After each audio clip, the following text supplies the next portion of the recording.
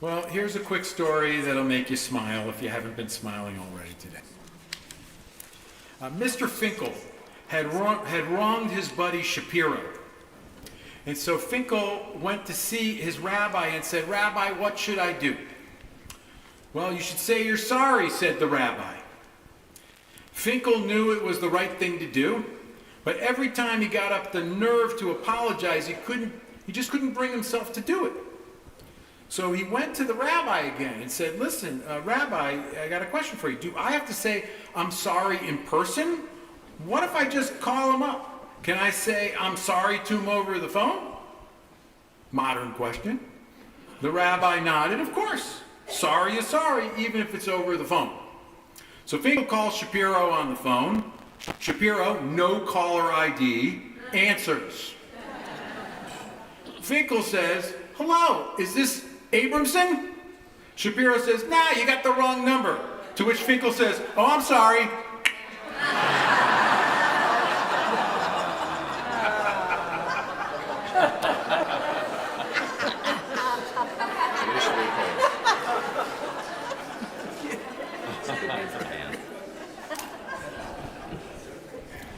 That is not what our tradition has in mind when it says that this time of the year should be about teshuvah and atonement.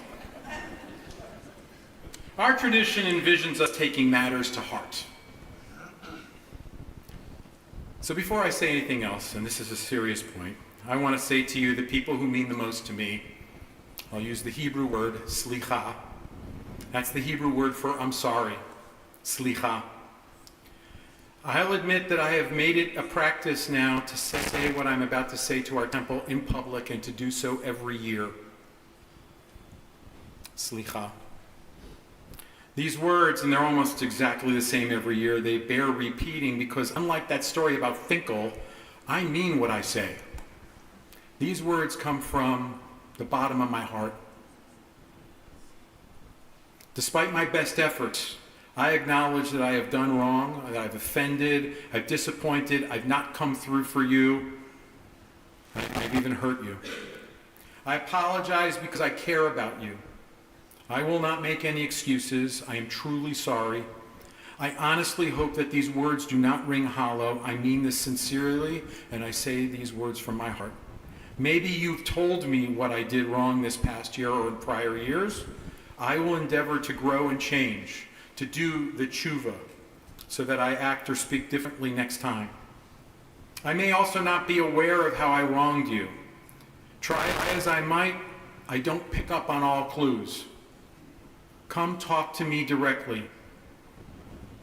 And let this Yom Kippur apology be an opener for us to take whatever next steps are necessary. I promise to listen, and I promise to do better next time.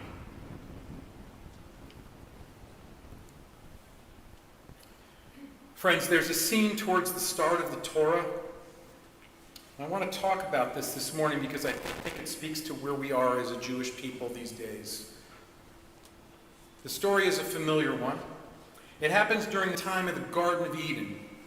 Adam had just eaten the fruit that God said was off limits. And you don't have to know this story in all of its details, but you may remember what happens next. Adam tries to hide from God. And then God's voice rings out with one Hebrew word. The word is ayeka. Where are you? I've always felt that what gets said in the Torah isn't only for the characters of Torah, it's also directed at us. Listen to that question. Ayeka. Where are you?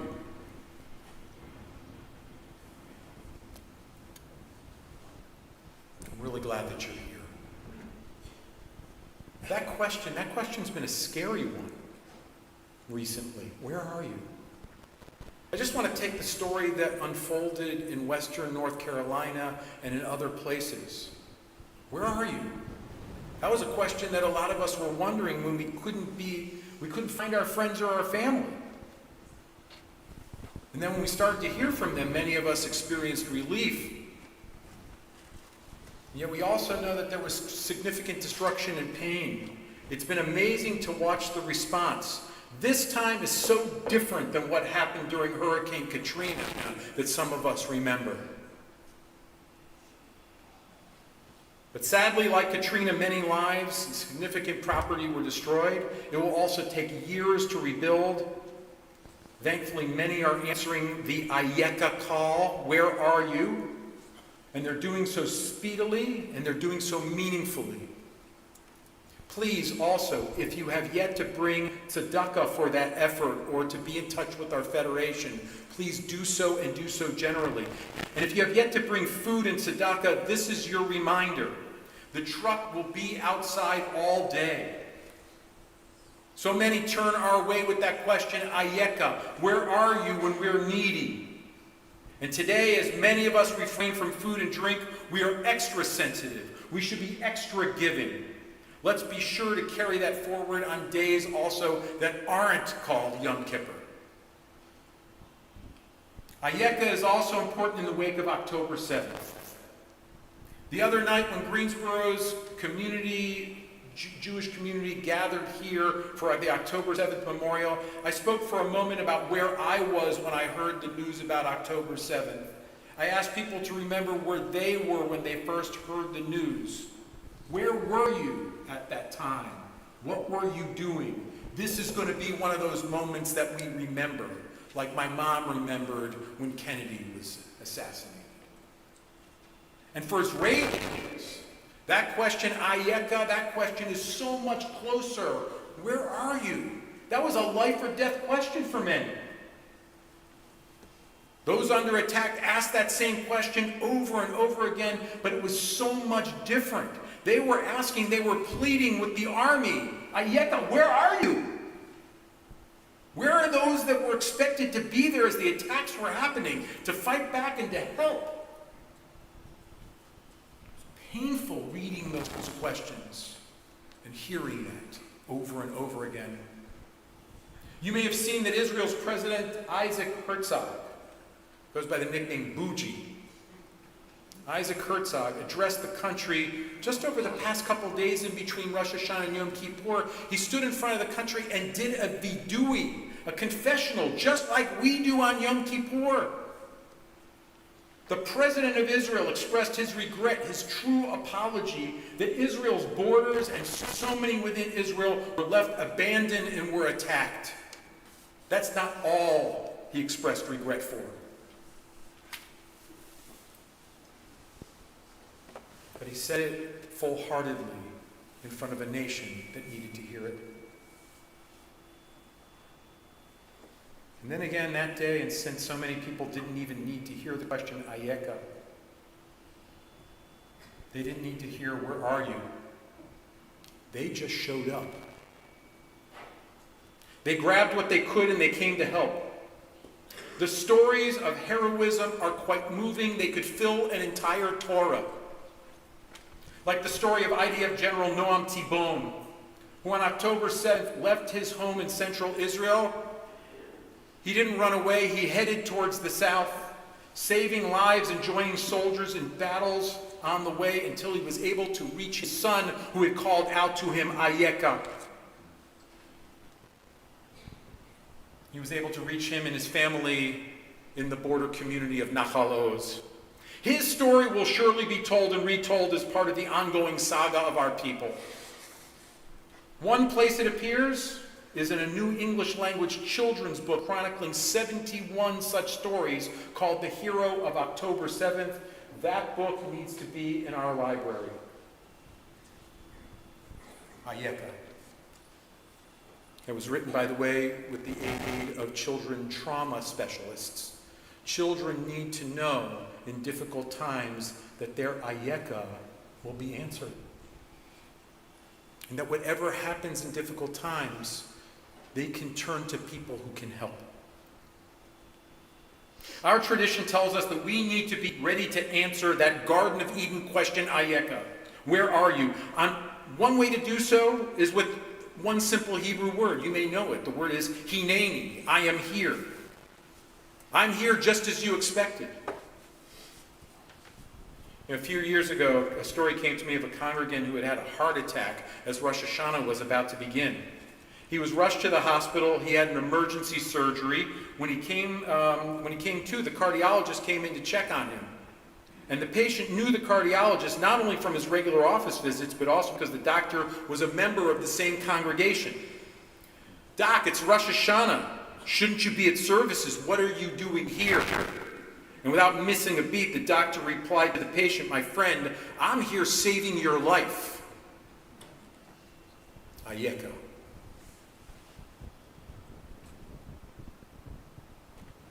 Different holy callings. This is the start of my 22nd year with Temple Emmanuel. I look forward to these moments, to these high holidays every single year.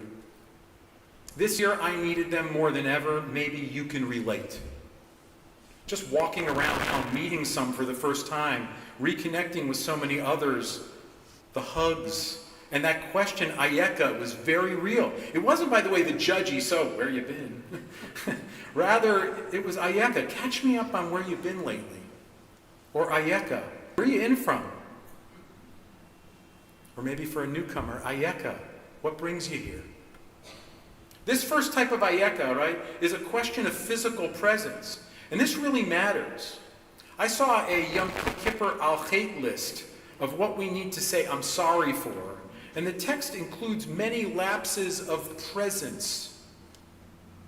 It goes like this: "I'm sorry for texting when I should have called, for missing what I should have seen, for watching when I should have come, for going when I should have waited, for doubting when I should have believed." And we might add to this list, "for paying more attention to my device than the people who are sitting next to or across from me." Ayeka. That question reverberates. In this coming year, let's resolve to focus on the importance of being physically present in a world that so often pulls us to physical separation. I want to share one more thought on this. It happened after I attended the 40th reunion of my high school class. It took place back this summer. I went back down to South Florida. One of my dear classmates and lifelong friends from way back when, who was at the reunion, we got a chance to catch up there, but afterwards he wrote a note to everyone, it must have been on our Facebook group, saying what a blessing it was to be together. With beautiful honesty, though, he continued, right? Because you could say, "That was great, we all had a fun time, here's our pictures," right? But he said, "I heard stories that everybody told me, and some of them were really heartening stories, and some of them were like challenging to the core." I thought that was incredibly honest. Because that's what happens when 40 years of life transpires. And then he wrote, and I love these words, he said, "Take care of yourselves. I really like seeing you, and I hope to see you 10 years from now at our 50th reunion, and 20 years from now at our 60th. I think that's what we mean when we pray that we'll be written and sealed in the book of life for the coming year. Just how precious these moments are. Ayeka. It's so important to show up. And yet it seems that there's more to that story from Genesis, doesn't it? After all, it's God talking to Adam and saying, "Ayeka, where are you?" And that question just seems really odd coming from God. Right? Shouldn't God know where everyone is? Adam tries to hide, like, good luck. And for generations, our rabbis were perplexed by this. It makes absolutely no sense that God didn't know where Adam physically was. God knows everything. So why does God need to ask that question at all? Moreover, that word ayeka, it's just not the regular way of saying, "Where are you?" If you say that in Israel, like while you're driving on a bus, people are going to look at you like you just fell out of some far-gone century. It's not the regular way of saying it. And so it's as if emphasizing the point that word ayeka only appears once in the entire Hebrew Bible. And that's when God asks it of Adam in that story. And perhaps this is to tell us that there's a second way of asking, "Where are you?" Beyond that question of physical presence, don't we ask people to tell us where they are when we're concerned about how they're doing emotionally? You've just been through something unexpected. You've just been through something challenging. You've just been through a traumatic moment in your life, or maybe the peak of ecstasy. Ayeka, where are you with this? How are you feeling? Or it could be that something's about to happen. You have a personal moment coming up, a medical procedure, an event you've been training for, a milestone birthday. Or maybe like an entire nation, an election, a contentious one, is just weeks away. Intense times, to put it mildly. Ayeka, how are you holding up? You may know that the Jewish tradition forbids us from asking someone who's grieving the loss of a friend or a loved one. We are forbidden to ask them, how are you doing? We're forbidden to ask that because the answer is patently obvious. In traditional communities, friends visiting a house of mourning, a shiva house, they even refrain from talking until the grieving family speaks first. No questions asked, no questions allowed. Let them talk first. And it's for this reason that for a while after October 7th, how are you doing was something that Israelis agreed that they just wouldn't ask one another. But they do now, because they know that it helps. And so do we. Let's be sure that we check in on one another. Let's be sure that we ask people how they're doing and then listen to what they say to us. Let's be sure that we care for how other people are feeling. I think this day and age really asks that of us.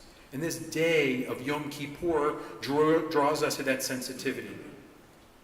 I want to speak for a moment about a third way to understand the question that God asks Adam. In addition to asking that physical question, where are you? How are you going to show up? And the emotional one, where are you at? God may be asking Adam, asking all of us, Ayeka, where are you spiritually? Isn't that the question that we need to be asking ourselves on this holy day of the year? And that's irrespective of whether you hang out at temple all the time, or you're just here from time to time, or this is the first time in a long time. Where are you spiritually? Because this is a spiritual center. And this day is really about our neshamas. It's about our souls. Ayeka, where are you really today? What is it that you need to do as a Jew to feed your heart, to feed your soul, to hear that voice of God? Because today, of all the places that you could be, you decided to come to temple. You decided to tune in. Not just do some general spiritual things. You're searching specifically here with these words in this language in this community. Yom Kippur begs this of us. What's the spiritual work, the work of the heart that we really need to do? Don't do it alone. Let's all do it together. This Ayeka, by the way, this where are you question is at the heart of the high holidays as a whole too. It's the question that we must ask if we're going to really do tshuva, if we're really going to live up to what we promise us when we say, I'm sorry, or I can do better. We have this window devoted to what our tradition calls cheshbon hanefesh, our own spiritual check-in, our own spiritual growth. We're supposed to open up our hearts to dig deeper and to make the necessary changes in our lives. And asking Ayeka is just a prompt for us. Where are you? Because asking that question doesn't mean that we have the answers. Maybe this is the day when we ask, and then we just resolve to put forth the effort. But where does the answer come from? Maybe the answer comes from God. It's just like that passage in today's Haftarah passage. Thank you, Andy, for chanting for us. If we do our part, then God will say, Hineni. And God will say, I am here for you. We're told that when the shofar is sounded at the end of Yom Kippur, we're supposed to be shaken to our very core. The shofar is our call, and hopefully we can hear that call Now as 5785 has begun, let us be open to that call from God. Let's hear it in the sound of the shofar, but let's also hear that question, Ayeka, where are you?